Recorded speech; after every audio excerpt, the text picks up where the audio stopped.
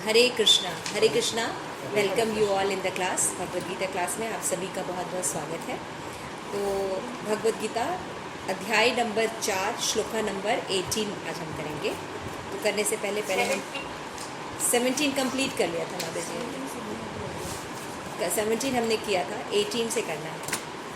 तो प्रेयर्स कर लेते हैं। ओम अज्ञानतिमिरान्धस्य ज्ञानाञ्जनशलाकया चक्षुरुन्मीलितं येन तस्मै श्रीगुरुवे नमः। श्रीचैतन्यमनोभीष्टं स्थापितं येन भूतले स्वयं रूपकदा मह्यं ददाति स्वपदान्तिकम्। हरे कृष्ण कृष्ण कृष्ण हरे हरे, हरे राम राम राम हरे हरे। श्रील प्रभुपाद की जय। आप सभी गौर भक्तवृंद की जय। निताय गौर प्रेमानंदे हरि हरि बोल। तो भगवद गीता अध्याय 4 उसका नाम है दिव्य ज्ञान। कर्मणि अकर्मणय पश्येत अकर्मणि च कर्म यः सह बुद्धिमान मनुष्येषु सह युक्त कृतकर्म कृता। जो मनुष्य कर्म में अकर्म और अकर्म में कर्म को देखता है उसके सभी मनुष्य में बुद्धिमान है और सभी प्रकार के कर्मों में प्रवृत्त रहकर भी दिव्य सिद्धि को प्राप्त करता है। ये भी हमने कर चुका है, बिल्कुल ठीक कहा है प्रभु जी ने। विष्णु अवतार प्रभु जी कहते हैं ये भी हमने कर चुके हैं। और माता जी को पिछली बार भी याद नहीं था, उन्होंने वापस रिवाइज करवाया मुझे। तो कोई बात नहीं। तो भगवान ने कहा है कि कर्म जो होते हैं इसको जानना बहुत ज़रूरी होता है। और कर्म को 3 भाग में समझा जा सकता है, कर्म, अकर्म एंड विकर्म। जो ये जान लेता है वो बुद्धिमान हो जाता है, क्योंकि उसको एक्शन करने आ जाता है। तो कर्म का मतलब होता है शास्त्र के अनुसार कार्य करना। जब हम शास्त्र के अनुसार कार्य करते हैं तो 2 तरह के रिजल्ट आते हैं, अच्छा या बुरा, है ना। और दूसरा होता है विकर्म, यानी शास्त्र के विरुद्ध कार्य करना। इसमें हमें पाप लगता है और हम अधम योनियों में चले जाते हैं, नरक में और गहनतम लोकों में चले जाते हैं। और तीसरा होता है अकर्म। अकर्म का मतलब होता है भक्ति करना, है ना, कि सारे कर्म भगवान की प्रसन्नता के लिए करना। ये कर्म कोई भी रिजल्ट नहीं देता। जिससे व्यक्ति भक्ति करता है सारे रिजल्ट भगवान को ऑफर कर देता है। इसलिए यहाँ के जगत में कोई भी उसका बंधन नहीं लगता और उसका शरीर त्याग होने पर वो भगवान धाम जाता है। तो जो व्यक्ति ये तीनों कर्मों के बात समझ जाता है, तो जो बुद्धिमान व्यक्ति रहेगा वो कौन से कर्म करेगा? विकर्म करेगा। और बताइए? अकर्म। ओके, भूमिका क्या करेगा? कोई व्यक्ति अगर करना चाहेगा तो कर्म करेगा कि अकर्म करेगा कि विकर्म करेगा? ओके, नरसिंह स्तुति अकर्म करेगा। अकर्म करेगा। कर्म होता है विकर्म? अकर्म। अकर्म व्यक्ति करेगा, क्योंकि विकर्म से तो फिर उसको नरक में जाना पड़ेगा, है ना। तो अकर्म व्यक्ति में कोई भी बंधन नहीं लगता, ना अच्छा ना बुरा। क्योंकि अच्छा भी है तब भी आपको इस जगत में वापस आना पड़ेगा। तो फिर आप कोई गलती करेंगे और फिर आप यहीं पे घूमते रहेंगे और फिर आपकी सफरिंग चालू रहेगी, जन्म मृत्यु जरा व्याधि। तो कर्म जो है अच्छा या बुरा रिजल्ट देता है, तो बुरा हो या अच्छा दोनों रिजल्ट को भुगतने के लिए हमें वापस आना पड़ता है। तो यहाँ पे भगवान यही सब 18 में बताया। फिर 19 में बताते हैं, यस्य सर्वे समारंभा काम संकल्प विवर्जिता ज्ञान अग्नि दग्ध कर्माण तम समाहु पंडितम बुधा। जिस व्यक्ति का प्रत्येक प्रयास इंद्रिय तृप्ति की कामना से रहित होता है उसे पूर्ण ज्ञानी समझना चाहिए। उसे ही साधु पुरुष ऐसा करता कहते हैं जिसने पूर्ण ज्ञान की अग्नि में कर्म फलों को भस्मात कर दिया है ना। तो देखिए, अगर हमको इस जगत से बाहर जाना है तो हमें यहाँ पे अपना अकाउंट बंद करना पड़ेगा। सीधी सी बात है ना। अगर मान लीजिए अगर आपको विदेश जाना है तो आप मान लीजिए भारत के रहने वाले हैं, तो भारत में आपका कोई भी आपराधिक बैकग्राउंड नहीं होना चाहिए, है ना। और आप जब मान लीजिए विदेश जा रहे हैं तो पर्पस बताना होगा कि किस पर्पस से आप वहाँ जा रहे हैं, है ना, बताना पड़ता है ना। तो क्या करते हैं, अगर मान लीजिए हमारा कोई आपराधिक बैकग्राउंड है तो भक्त व्यक्ति, बुद्धिमान व्यक्ति, पिछले श्लोक में क्या बताया, जो अकर्म करता है। विकर्म मतलब पाप होता है ना। जो अकर्म करता है, भक्ति करता है, उसका कोई भी रिजल्ट नहीं होता। यानी भक्ति करता है, सारे पाप नष्ट हो जाते हैं। तो यहाँ पे भगवान नेक्स्ट श्लोक में फिर रिपीट करके बता रहे हैं कि पूर्ण ज्ञानी किसको कहते हैं। पूर्ण ज्ञानी व्यक्ति वो होता है जो न अच्छा न बुरा रिजल्ट प्राप्त करता है, वो भक्ति करके सारे रिजल्ट बंद करता है ना, उसको पूर्ण ज्ञानी व्यक्ति कहते हैं। तो ऐसा व्यक्ति क्या करता है, ज्ञान की अग्नि में अपने सारे पापों को नष्ट कर देता है। जैसे अग्नि में सारी चीज़ें नष्ट हो जाती हैं ना, जल जाती हैं, कुछ भी डालिए भस्म हो जाएगा। उसी तरह ज्ञान की अग्नि में क्या होता है, सारी चीज़ें जो है वो नष्ट हो जाती हैं, पाप नष्ट हो जाते हैं। अभी आपको ज्ञान हो जाए कि भगवान की भक्ति करने से न कर्म मिलता है न विकर्म मिलता है, विकर्म करने से पाप लगता है, लेकिन कर्म करने से अच्छा बुरा रिजल्ट आता है, लेकिन केवल भक्ति करने से कोई रिजल्ट नहीं आता। इस जीवन में भी व्यक्ति सुखी रहता है और आगे भी सुखी रहता है। तो व्यक्ति क्या करेगा, जो बुद्धिमान होगा, सीधे अकर्म करेगा, है ना, नरसिंह स्तुति। तो यहाँ पे बता रहे हैं केवल पूर्ण ज्ञानी ही कृष्ण भावना भावित व्यक्ति के कार्यकलापों को समझ सकता है। ऐसे व्यक्ति में इंद्रिय तृप्ति की प्रवृत्ति का अभाव है। ये बहुत इंपॉर्टेंट है। जब व्यक्ति समझ जाता है कि कर्म उसको किस तरह से बंधन में डाल रहा है, तब वो इंद्रिय तृप्ति करना बंद कर देता है, तब वो भगवान की भक्ति करता है, उसमें उसकी सारी इंद्रियां भी सेटिस्फाइड हो जाती हैं। इससे यह समझा जाता है कि भगवान के नित्य दास के रूप में उसकी स्वाभाविक स्वरूप का पूर्ण ज्ञान है, जिसके द्वारा वो अपने कर्म फलों को भस्म कर लिया है। जिसने ऐसा पूर्ण ज्ञान प्राप्त कर लिया है वो सचमुच विद्वान है। भगवान के नित्य दासता के इस ज्ञान के विकास की तुलना अग्नि से की गई है। ऐसे अग्नि एक बार प्रज्वलित हो जाने पर कर्म के सारे फलों को भस्म कर देती है। एक बार जीव को ज्ञान हो गया कि वो भगवान कृष्ण का अंश है ना, उनकी भक्ति सेवा करके ही वो हैप्पी हो सकता है, सभी दुखों से निकल सकता है। तो व्यक्ति क्या करेगा, भक्ति करेगा, है ना, अकर्म करेगा, है ना, अकर्म की दिशा में प्रयास करेगा। तो क्या करेगा, वो ज्ञान की अग्नि जलाएगा, भगवान की भक्ति की अग्नि जलाएगा। तो मंदिर जाएगा, एकादशी व्रत रखेगा, है ना, दान करेगा, पुण्य करेगा, तीर्थ यात्रा जाएगा, श्रवण करेगा, साधुओं संतों की सेवा करेगा। तो उससे क्या होगा, उसके जो पाप करने की प्रवृत्ति है, जो पाप का जो बीज है, या पाप करने की इच्छा है, या पहले के पाप कर्म है, वो सब जल के नष्ट हो जाएगा। यानी उसका पूरा बैंक बैलेंस जो है यहाँ पे रहेगा नष्ट हो जाएगा। तो जिस तरह एक अग्नि पूरे चीज़ों को भस्म कर देती है, उसी तरह बाकी चीज़ें। श्लोका नंबर 20। त्वक्त्या कर्म आसंगम, बोलिए। त्यक्त्वा कर्मफल आसंगम, नित्य गुप्त निराश्रया, नित्य तृप्त निराश्रय, कर्मणि अभिप्रवृत्तिमपि, कर्मणि अभिप्रवृत्तमपि, न एव किंचित करोति सः, न एव किंचित करोति सः। अपने कर्म फलों की सारी आसक्ति को त्याग कर सदैव संतुष्ट तथा सदंत रहकर वह सभी प्रकार के कार्यों में व्यस्त रहकर भी कोई सकारण कर्म नहीं करता।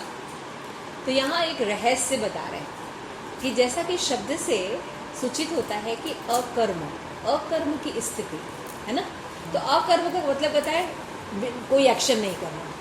नाम से समझ में आ रहा है कि अकर्म का मतलब होता है कोई एक्शन नहीं करना, लेकिन यहाँ बता रहे हैं कि इसमें अकर्म की स्थिति में सारे कर्म करेगा, सुबह से लेकर शाम तक वो काम ही काम करेगा, है ना। देखिए, दिन भर वो काम में व्यस्त रहेगा, लेकिन उसका कोई बंधन नहीं आएगा।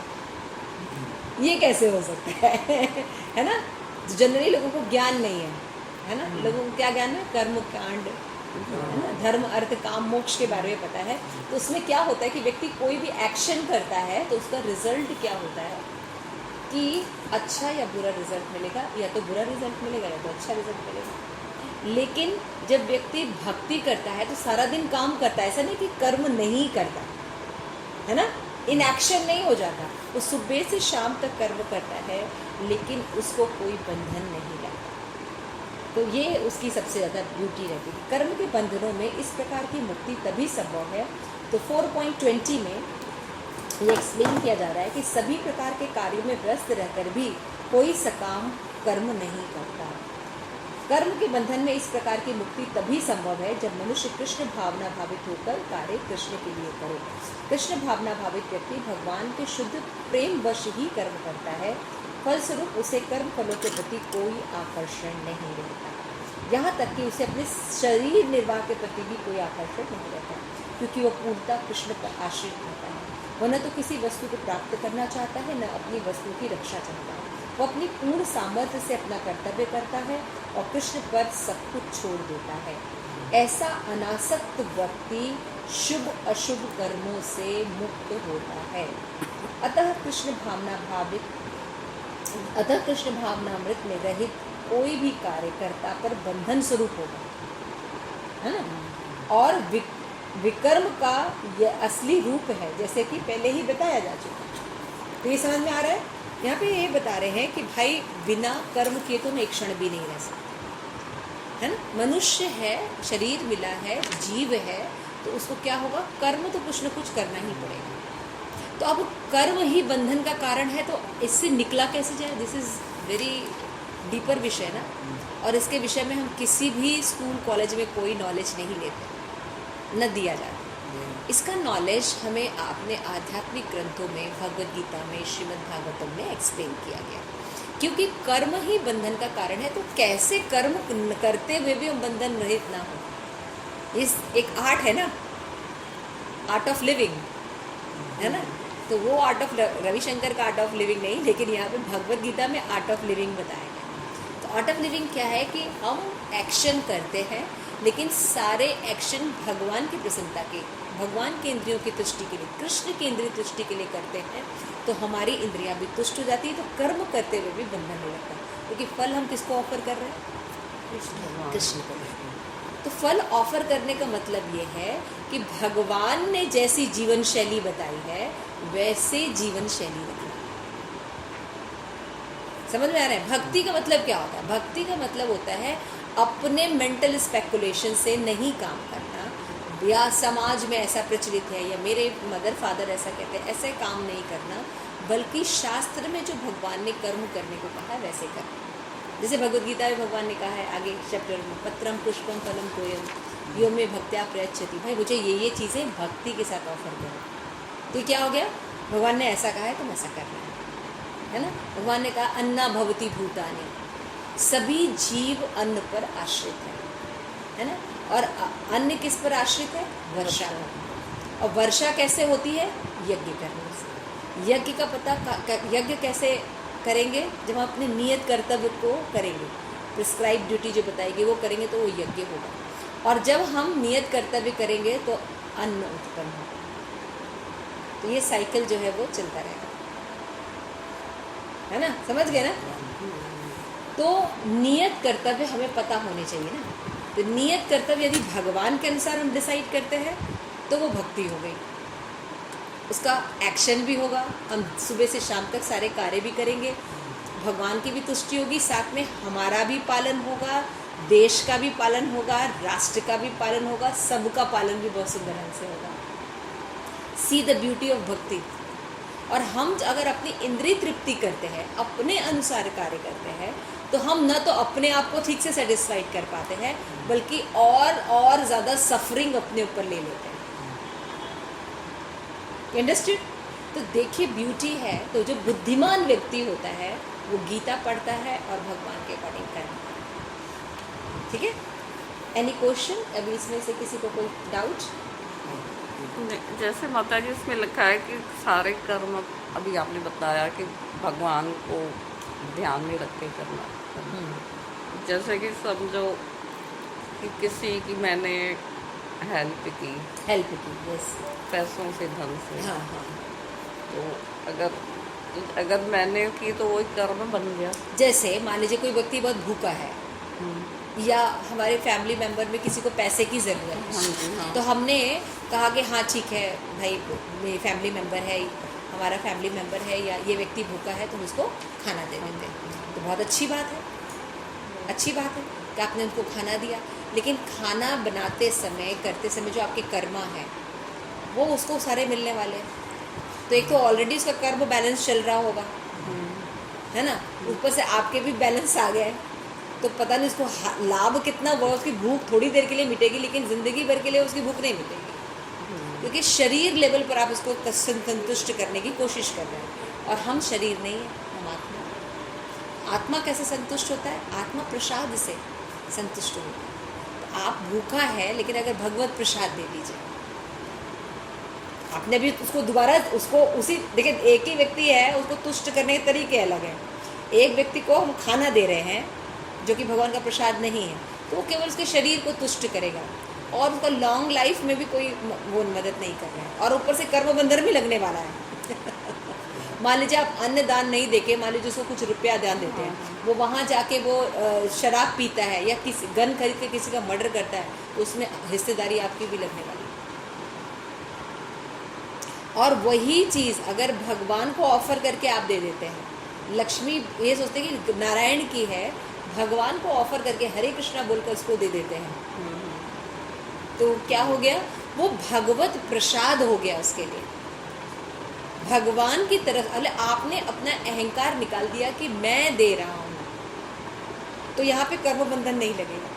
यहाँ भगवान की तरफ से आप उसको हरे कृष्णा बोल के हेल्प करने की कोशिश कर रहे हैं, ताकि जीव जो है उस सिचुएशन से निकल कर भगवत भक्ति करे, उसकी चेतना शुद्ध हो।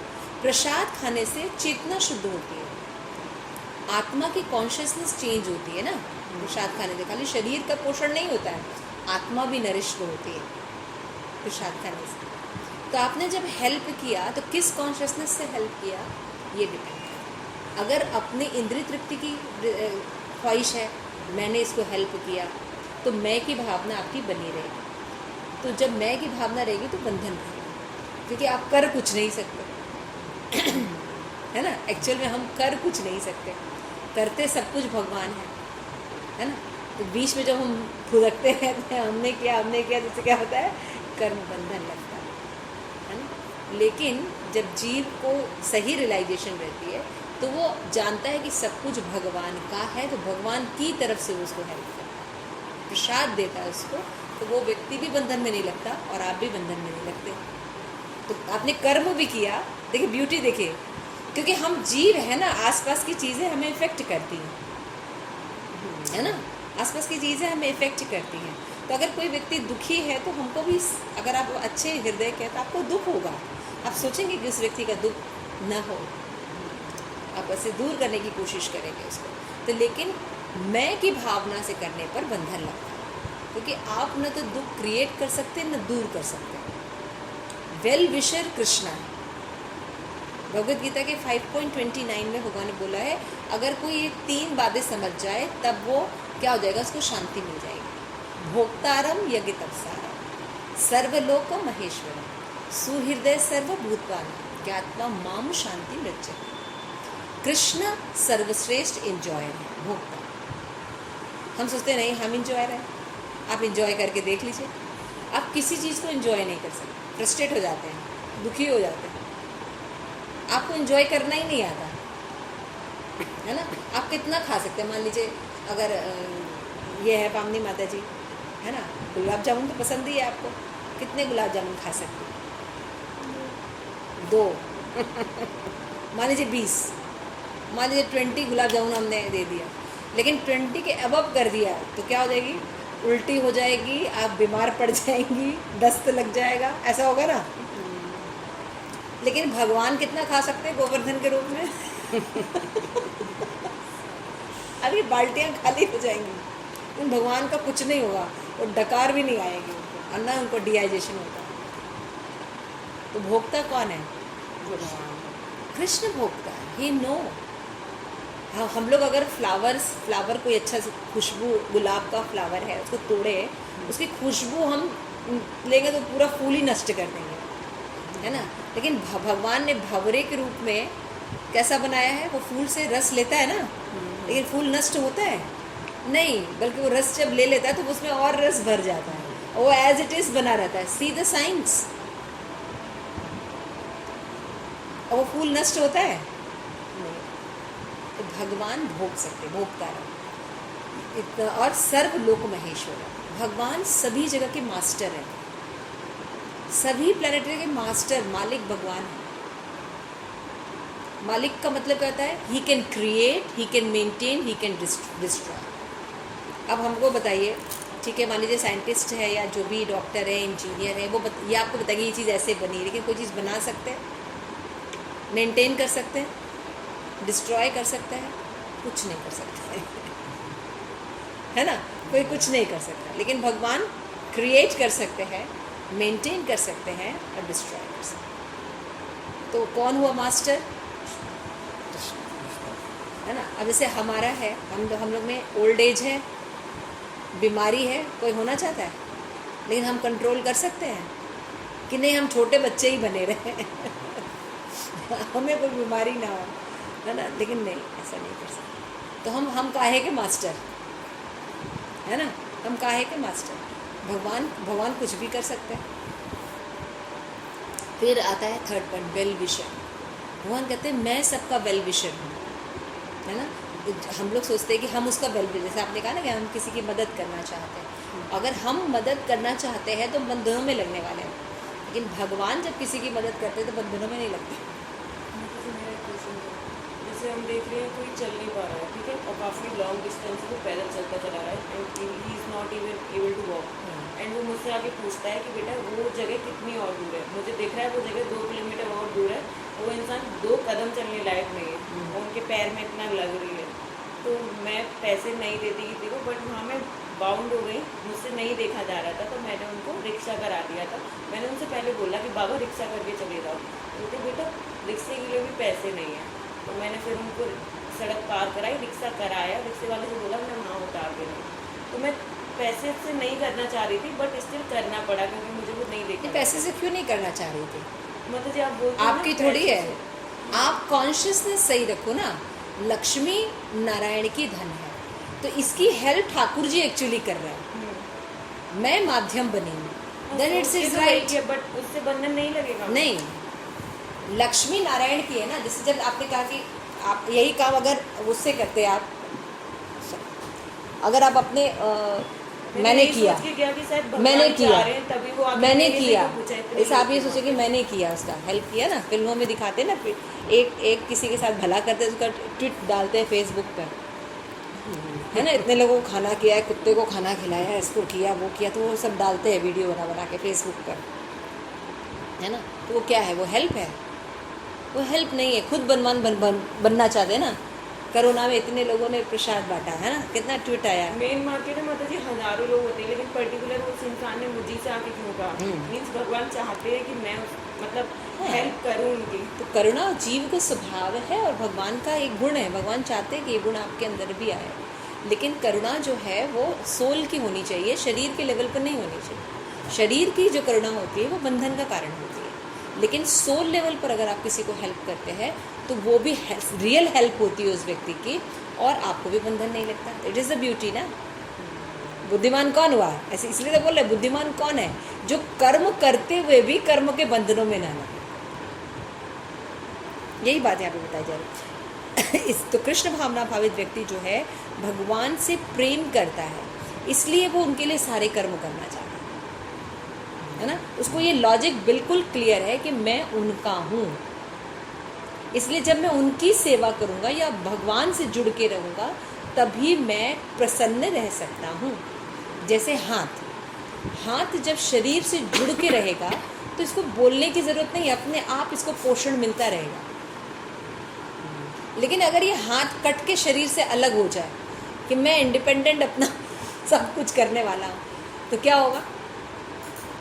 वो अपना नरिशमेंट नहीं कर सकता, वो कुछ नहीं कर सकता, है ना। उसी तरह से भगवान के अंश हैं, जब भगवान से जुड़कर रहेंगे तो हम हैप्पी रह सकते हैं। इसीलिए जो व्यक्ति होता है, इसीलिए जीव क्या होता है, जब भगवान की भक्ति करता है और ज़्यादा अपनी चिंता नहीं करता। ये बहुत इम्पोर्टेंट है। अपनी रक्षा भी जीव नहीं करता जो भक्त होते हैं। जाहि विधि राखे राम ताहि विधि रही है। सीताराम सीताराम सीताराम, जो ठाकुर जी ने दिया उसको ठीक से हमको रखना है। ऐसा नहीं कि हाँ मतलब कुछ भी नहीं, ऐसा भी नहीं कह रहे whatever Krishna has given to us, उसको अच्छे से रखना है, उसकी ठीक से सेवा करनी है, उसको ठीक से मेंटेन करना है। लेकिन व्यक्ति और उससे ज़्यादा एक्स्ट्रा प्रयास नहीं करता, है ना। और इसलिए क्या होता है, शुभ और अशुभ दोनों कर्म फलों से मुक्त हो जाता है।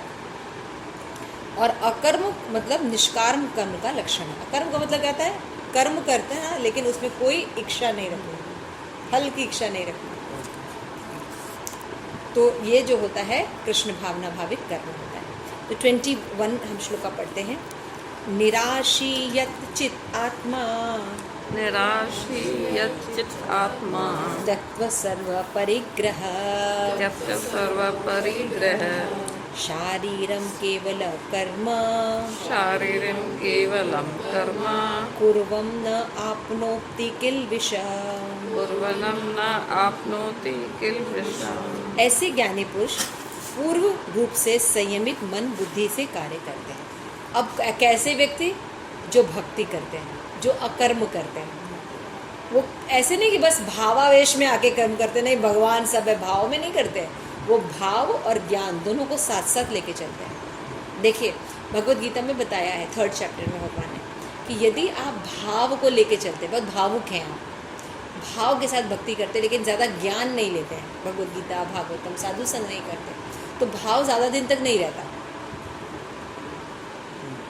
जैसे मैं गई थी राजस्थान, राधा गोविंद जी का मंदिर था, तो मैंने देखा मंगला आरती में बहुत लोकल लोग भी आते हैं वहाँ पे, बहुत लोग जाते हैं दर्शन करने के लिए।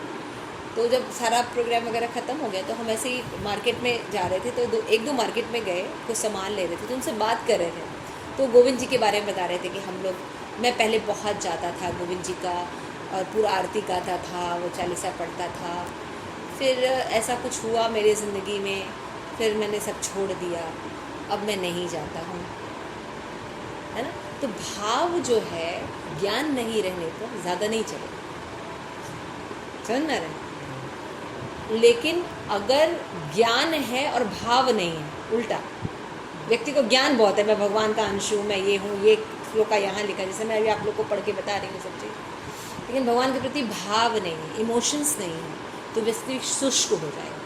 बहुत ज्ञानी लोग व्यक्ति ऐसे होता है कैसे रहता है, ऐसे हाथ रख के ऐसे फोटो खिंचवाता है, सीरियस शुष्क हो जाता है। भक्त कैसा होता है? ज्ञानी और भावुक दोनों होता है। जैसे जैसे इसको ज्ञान मिलता है भगवान के बारे में, और भाव उसका बढ़ता जाता है। क्लास में जिस दिन किसी के बारे में बताया जाएगा, है ना, जैसे महाराज ने अभी आए थे नोएडा टेम्पल, तो उसमें महाराज ने कितना सुंदर एक्सप्लेन किया crying for Krishna. Crying for Krishna का मतलब क्या होता है, उन्होंने जितना सुंदर एक्सप्लेनेशन दिया, और जैसे ही ठाकुर जी का पट खुला तो इतना सुंदर भाव लग रहा था। तो ज्ञान के आधार पर भाव इंक्रीज होता है, यू नो, और कैसा चलता है, जीवन पर्यंत, अनंत काल तक रहता है। यहाँ पे यही सही बोल रहे हैं कि ऐसा ज्ञानी पुरुष पूर्ण रूप से संयमित मन और बुद्धि से कार्य करता है। उसके मन ऐसा नहीं, आज मन करा तो पूरी हलवा बनाएंगे, आज मन करा तो कुछ नहीं करेंगे, नहीं, हमें रोज़ भगवान को भोग लगाना, रोज़ 16 माला करनी है, रोज़ 4 नियम का पालन करना है ना। तो उसका मन भी संयमित रहता है और बुद्धि भी संयमित रहती है ना। अपनी संपत्ति के सारे स्वामित्व को त्याग देता है। देखिए, वो ये नहीं सोचता कि ये चीज़, ये घर मेरा है, ये मकान मेरे हैं, ये बच्चे मेरे हैं, ये भगवान ने दिया है, भगवान का है, हमें इसकी देखभाल करना। फर्क हो गया ना। केवल शरीर निर्वाह के लिए वो कर्म करता है ना, क्योंकि भगवान के तुष्टि के लिए कर्म करता है, तो इतना करता है कि भाई सबका पालन पोषण ठीक ठाक हो जाए, घर गृहस्थी जो भी मेरा कर्तव्य है वो ठीक से निर्वाह हो जाए। एक्स्ट्रा नहीं करता कि एक घर बना लिया तो दूसरा बना रहे हैं, दूसरा बना रहे हैं, तीसरा बना रहे हैं, एक कार आ गई तो पड़ोसी के पास ज़्यादा बड़ी आ गई तो मुझसे बड़ी लेंगे, ये सब चक्करों में वो नहीं पड़ता। हाँ, ईर्ष्या नहीं रहती है, वॉट एवर नेसेसरी बस वो उतना करता है। इस तरह कार्य करता हुआ वो पाप रूपी फलों से प्रभावित नहीं होता। यानी अगर हमें पाप से बचना है तो ऐसे कर्म करना पड़ेगा। संयमित मन बुद्धि होनी चाहिए, यानी भक्ति होनी चाहिए। उसके बाद करना है कि अपने संपत्ति का स्वामित्व त्याग देना चाहिए, पता है सब कुछ कृष्ण का है, और कर्म इतना करना चाहिए कि जिससे शरीर निर्वाह हो जाए, ज़्यादा परपंच में हार्ड वर्क ना करें, तो ऐसा व्यक्ति जो है कर्म के फलों से प्रभावित नहीं होगा। आइए परपोट पढ़ते हैं, आप पढ़िए पावनी माता जी। तात्पर्य कृष्ण भावना भावित व्यक्ति कर्म करते समय कभी भी शुभ या अशुभ फल की आशा नहीं रखता। उसका मन तथा बुद्धि पूर्णतया वश में होते हैं। वह जानता है कि वह परमेश्वर का भिन्न अंश है तथा अंश रूप में उसके द्वारा संपन्न कोई भी कर्म उसका न होकर उसके माध्यम से परमेश्वर द्वारा संपन्न हुआ होता है। जब हाथ हिलता है तो वह यह स्वेच्छा से नहीं हिलता, अपितु सारे शरीर की चेष्टा से हिलता है। कृष्ण भावना भावित व्यक्ति भगवत दीक्षा का अनुगामी होता है, क्योंकि उसकी निजी इंद्रिय तृप्ति की कोई कामना नहीं होती। वह यंत्र के पुर्जे की भांति हिलता डुलता है। जिस प्रकार रख रखाव के लिए पुर्जे को तेल और सफाई की आवश्यकता पड़ती है, उसी प्रकार कृष्ण भावना भावित व्यक्ति कर्म के द्वारा अपना निर्वाह करता रहता है। जैसे वह भगवान की दिव्य प्रेमा भक्ति करने के लिए ठीक बना रहे, अतः वह अपने प्रयासों के फलों को के प्रति निश्चेष्ट रहता है। पशु के समान ही उसका अपने शरीर पर कोई अधिकार नहीं होता। कभी कभी क्रूर स्वामी अपने अधीन पशु को मार भी डालता है तो भी पशु विरोध नहीं करता, न ही इसे कोई स्वाधीनता होती है। आत्म साक्षात्कार में पूर्णतः तत्पर कृष्ण भावना भावित व्यक्ति के पास इतना समय नहीं रहता कि वह अपने पास कोई भौतिक वस्तु रख सके। अपने जीवन निर्वाह के लिए उसे अनुचित साधनों के द्वारा धन संग्रह करने की आवश्यकता नहीं रहती, अतः वह ऐसे भौतिक पापों से कलवशग्रस्त नहीं होता। वह अपने समस्त कर्म फलों से मुक्त रहता है। हाँ, यहाँ पे बता रहे तो कृष्ण भावना भावित व्यक्ति अशुभ से भी दूर रहता है और शुभ से भी दूर रहता है। तो आप कहेंगे फिर वो करता क्या है? प्रश्न ये होता है वो करता क्या है? भाई शुभ तो सभी करना चाहते हैं। गंगा में यमुना में स्नान तो तभी करते हैं ना पाप से मुक्त हो जाए, ऐसे ही ना स्नान करते। अब ये भाव ही न रहे तो भक्त कैसे स्नान करता है? भक्त यमुना कृष्ण की है इसलिए स्नान करता है। क्योंकि भगवान की भक्ति करता है तो उसका पाप होता ही नहीं है। हाँ, तो भक्त जो है शुभ अशुभ के विचार से यमुना में स्नान नहीं करता, ये गंगा में स्नान नहीं करता, है ना। वो भगवान की है, स्नान करने की स्नान उसी से करना चाहिए। भगवान है तो उससे ज़्यादा होगा। तो कहने का मतलब है अशुभ अशुभ फल की आशा कुछ भी नहीं रखता। वो ये जैसे हम लोग कोई काम करते हैं ना, तो हम देखते भाई इससे बेनिफिट क्या होगा। भाई हम यात्रा पे जा रहे हैं तो मतलब इसमें बेनिफिट है तो हम जाएं, है ना। या हम भाई किसी की हेल्प कर रहे हैं तो उससे मेरा क्या बेनिफिट होगा। या हम जो भी मतलब कोई काम करते तो हम अच्छा या बुरा प्रभाव देखते हैं। भाई ये बिजनेस कर रहे हैं जिसमें हानि होगी कि लाभ, देखते हैं ना।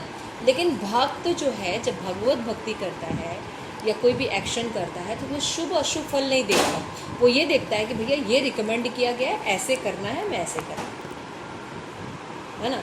अब भगवत भक्ति को भक्त को क्या होता है, हमेशा भगवान का प्रसाद खाना होता है। प्रसाद खाना होता है ना, तो हर जगह तो प्रसाद मिलता नहीं है, तो कितनी डिफ़िकल्टी होती है उसको। प्रसाद भी बनाना है, ऑफिस भी जाना है, घर भी मेंटेन करना है, सब करना है, तो डिफ़िकल्ट है ना टास्क। तो वो व्यक्ति क्या देखता है कि भाई शुभ अशुभ नहीं देखता, वो देखता है ये कार्य करने से भगवान प्रसन्न होते तो वो करता है ना।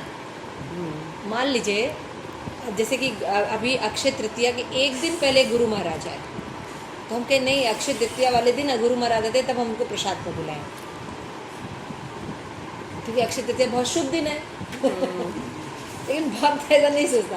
भक्त क्या सोचता है, जिस दिन गुरु आए उस दिन अक्षय तृतीया। समझ गए? तो भक्त शुभ अशुभ नहीं देखता। कृष्ण के आज कृष्ण के लिए कर्म है तो वो शुभ अशुभ नहीं देखता, वो हमेशा भगवान की भक्ति करता है। और उसके लिए अमावस्या भी अच्छी है। कृष्ण अमावस्या के दिन पैदा हुए तो उनके लिए अमावस्या अच्छी है ना। देखता है भक्त, देखता है अमावस्या, अरे राम बहुत गलत दिन है, नहीं नहीं तो जन्माष्टमी है। भगवान पैदा हुए सब शुभ है ना। भक्त शुभ अशुभ देखकर विचार नहीं करता, भक्त केवल भगवत भक्ति देखता है और उसका मन पूर्णतः वश में रहता है। वश में रहने का मतलब भगवान के कहे सिद्धांत के अनुसार जीवन जीता है। ऐसा नहीं कि हाँ अभी थोड़े दिन के लिए तो मान ले, लेकिन अभी डिफ़िकल्ट सिचुएशन आ गई तो अब हम माला नहीं करेंगे। माता जी थोड़ा बीत जाए, थोड़ा समय बीत जाए तो उसके बाद हम माला करना शुरू। नहीं, किसी भी सिचुएशन में वो माला करो, है ना। तो यहाँ पे बोले कृष्ण भावना व्यक्ति भगवत इच्छा का अनुगामी होता है, उसको निजी इंद्रिय तृप्ति की कोई कामना नहीं। ठीक है ना। तो भगवान के लिए सब कुछ करना, क्योंकि भगवान से प्रेम करता है ना वो, अब उसका प्रेम डेवलप हो गया भगवान से, तो वो कोई भी काम करता है जिसको कौन याद आते हैं, भगवान याद आते हैं। आत्म साक्षात्कार में पूर्णतः तत्पर कृष्ण भावना भावी के पास इतना समय ही नहीं होता है कि वो भौतिक वस्तु के प्रति सजग रहते हैं। इतना टाइम ही नहीं रहता, सुबह 4 बजे से उठ के इतनी सेवाएं रहती हैं जीव को कि वो कुछ भी नहीं सोचता। अतः वो ऐसे भौतिक पापों में कलमशग्रस्त नहीं होता, वो अपने समस्त कर्मफलों से मुक्त होता है, क्योंकि सारे कर्म किसके लिए कर रहा है, वो कृष्ण भगवान के लिए कर रहा है।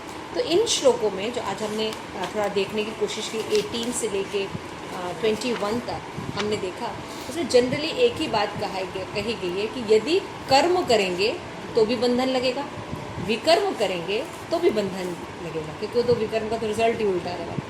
जब हम अकर्म करते हैं, कृष्ण भक्ति करते हैं, तो कर्म करते हुए भी कोई भी रिजल्ट नहीं रहता, ठीक है ना। और आर्ट ऑफ लिविंग यही है, क्योंकि कर्म के बिना हम रह नहीं सकते, कुछ ना कुछ तो करेंगे हम, है ना, क्योंकि मनुष्य बिना कर्म के रह नहीं सकता। मनुष्य किसी न किसी की सेवा ज़रूर करेगा, लेकिन किसकी करनी है पता नहीं, कैसे करनी है पता नहीं। तो भगवान की भक्ति करने से, तो फिर कहता है भाई भगवान की भक्ति करने से हमारी इंद्रियाँ कैसे तुष्ट होंगी, कि भगवान जड़ है, भगवान को तृप्त करने से हमारी इंद्रियाँ तृप्त होंगी। आप देखिए करके, आप भगवान को सुबह भोग बनाएंगे तो खाएगा कौन, और उसके बाद कौन खाता है, हम खाते हैं। अगर आप भगवान लक्ष्मी कमाने जाते हैं तो भगवान को बोलते हैं कि भगवान आपकी लक्ष्मी है, लेकिन भोगता कौन है प्रसाद के रूप में, हम भोगते हैं। सोचिए कितना कितना कुछ, सब कुछ देखिए आपका क्या चीज़ निकल जाता है। फिर आप भक्ति करते हैं, लोगों का आपस में आस पड़ोस को, अपने लोगों को भी हेल्प करते हैं, परोपकार की भावना रखते हैं, ऐसे भावना रहते हैं ना आप लोगों की, थोड़ा फॉरगिवनेस ज़्यादा होती है, करुणा होती है, कंपैशन होता है लोगों के लिए, है ना, छल कपट नहीं करते, ईर्ष्या नहीं करते, द्वेष नहीं करते, तो बाकी लोग आपसे कैसा व्यवहार करने वाला है, अच्छा ही व्यवहार करेंगे ना, सीधी सी बात है। तो मतलब आप भक्ति करके देखिए, आप ही नरिश नहीं होंगे, बल्कि बाकी आपके आसपास की चीज़ें भी नरिश हो जाएंगी। बच्चों में संस्कार अपने आप आ जाएंगे, एक्स्ट्रा क्लास मॉरल साइंस का देने की ज़रूरत नहीं है। सारी क्लासेस एक साथ होंगी, है ना, जैसे भी इसने क्लासेस खोली हैं, है ना, भूमिका की पाठशाला ऐसे अकेले एक्स्ट्रा क्लास खोलने की ज़रूरत नहीं है ना। ज्ञान वैराग्य लेने के लिए कहीं जाना नहीं होगा, भक्ति करने से ही ज्ञान वैराग्य आ जाता है, हैप्पीनेस आ जाती है, क्योंकि वो हमारी ओरिजिनल स्टेट है। हम जब अपनी वास्तविक स्थिति में नहीं हैं तभी हम दुखी होते हैं। कर्म करना या विकर्म करना दोनों हमारी वास्तविक स्थिति नहीं है, अकर्म करना हमारी वास्तविक स्थिति है। तो क्या, क्योंकि हम भगवान को भूल गए हैं, तो थोड़ा प्रैक्टिस करने के लिए थोड़ा डिस्टर्बेंस लगता है, लेकिन है ये हमारी इससे आत्मा तुष्ट हो। Any doubt, any question, clear? ये ज्ञान आपको कहीं और पढ़ा था आपने, कर्म के बारे में इतना सिंपल ज्ञान, इतना सिंपल। तो 3 टाइप के कर्म, 3 तरह के कर्म होते हैं, है ना। किसी की हेल्प करके भी हम बंधन में आ सकते हैं। बस ये पता था किसी की हेल्प करते तो अच्छा होता अच्छा है, होता है, अच्छा हाँ। किसी के साथ अच्छा करते तो हमारे साथ अच्छा ही होता है। तो इस तरह शिल प्रभुपाद हमें एक्सप्लेन करते हैं, ठीक है। शिल प्रभुपाद की जय। आप सभी गौर भक्त